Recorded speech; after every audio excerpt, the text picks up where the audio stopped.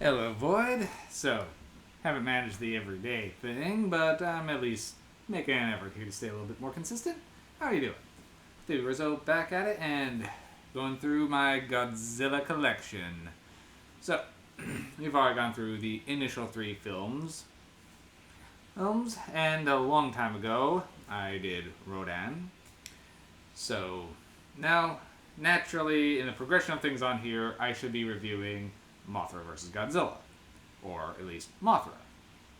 Both those reviews are coming, but my partner here has also wished to weigh in on those, so I just have to find some time when she's also available. So I do have reviews for both of those forthcoming. So we're going to skip ahead to Ghidorah, the three-headed monster. So, in strictly just Godzilla films, this is the fifth film. We're jumping over the fourth, but in Toho overall, there's quite a few other ones, but I'll be reviewing those as I can fill them in, but some of them might be a little bit longer coming than others. So, Ghidorah, the three-headed monster. So, plot-wise, this one picks up relatively after Mothra bested Godzilla, and as he's just in the bottom of a lake and is getting ready to rise again, and well, as is Rodan. Well, we know this because then a woman claiming to be a Venusian is preaching about it. Now, she's a missing princess from I believe, a fictitious nation. It's been a couple months since I actually rewatched this one, but so her plane exploded midair, but she survived because Deus Ex Venus powers, and is now foretelling the coming of terrible monsters. There's Godzilla, Rodan, and worst of all, King Ghidorah, who wiped out all life on Venus several thousand years ago. Well, he's back to do it again, as he's a space demon, and extinction's just what he do. And he has come to do what he do. So, mysterious asteroid has already fallen, and exhibiting strange magnetic currents, foreshadowing King Ghidorah's gravity beams. And, well, when the prophecies begin coming true, well, giant monster clusterfuck. Add to the mix, the humans have asked Mothra to come and assist. Mothra doesn't really want the people don't really want Mothra to help, viewing these monsters as mankind's problem.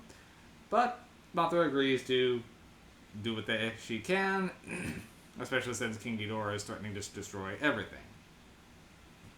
Mothra tries to convince Godzilla and Rodan to put aside their differences and fight off this monster, but they don't really want to help mankind because mankind picks on them a lot. They actually said that people are always bullying them. So they don't want to, but after witnessing Mothra's attempt to quell Ghidorah, now, I didn't specify earlier, but Mothra is just in her caterpillar form throughout this entire film. So they band forces to try to defeat King Ghidorah. Meanwhile, the Venusian princess is, being run around as pretty much a spy movie is happening, as there's a bunch of assassins trying to kill her, the ones who tried to blow up her plane in the first place, because she's set to inherit. So they try to protect her, despite her not even remembering who she really is. So, weird romance / political thriller is going on while giant monsters are rampaging in the background. Toho.